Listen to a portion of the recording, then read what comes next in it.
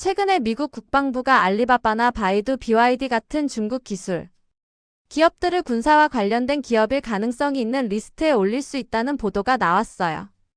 이런 소식이 전해지자 홍콩 증시에 상장된 중국 기술주들이 1.4%에서 2.7% 정도 떨어졌는데요. UBS는 이 보도가 아직 공식 확인된 것도 아니고 지금의 하락이 오히려 투자 기회가 될 수 있다고 말하고 있어요. 특히 중국 AI 기업들은 여전히 기술 개발과 사업 확장을 꾸준히 하고 있고 실제로 AI 분야에 투자한 금액이 작년보다 57%나 늘었다고 해요.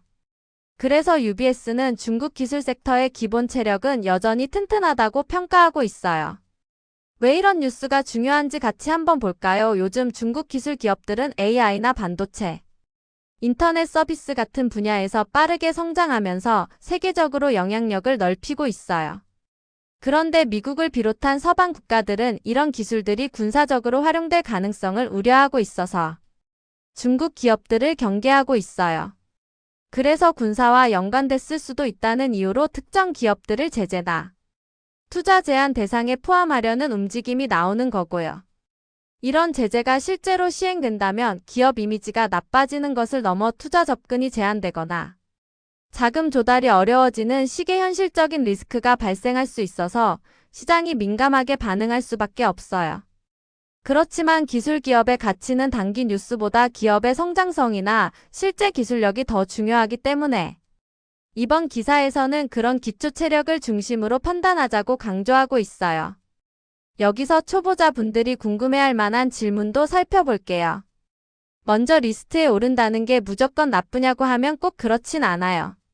이 리스트는 군사 분야와 연관될 가능성이 있으니 지켜보겠다는 정도의 의미예요. 지금 당장 군사 기술에 사용됐다는 증거가 있다는 말은 아니에요.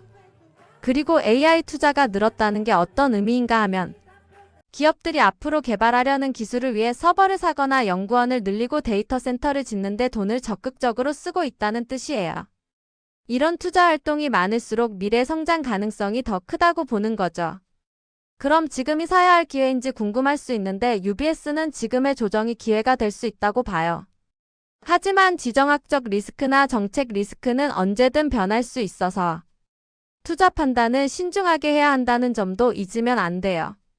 오늘 내용을 한 문장으로 정리하면 미국 국방부가 중국 기술 기업들을 군사 연관 의심 리스트에 올릴 가능성 때문에 단기적으로 중국 기술주가 흔들렸지만 기술력과 성장성 같은 기본 체력은 여전히 탄탄해서 일부 전문가들은 지금을 오히려 매수 기회로 보고 있다는 거예요. 여러분은 어떻게 생각하세요? 지금 같은 시기에 중국 기술주를 눈여겨봐야 한다고 느끼시나요? 아니면 아직은 조심해야 한다고 보시나요? 여러분 의견도 궁금해요. 다음에도 뉴스 하나 같이 읽어보면서 천천히 이해해봐요.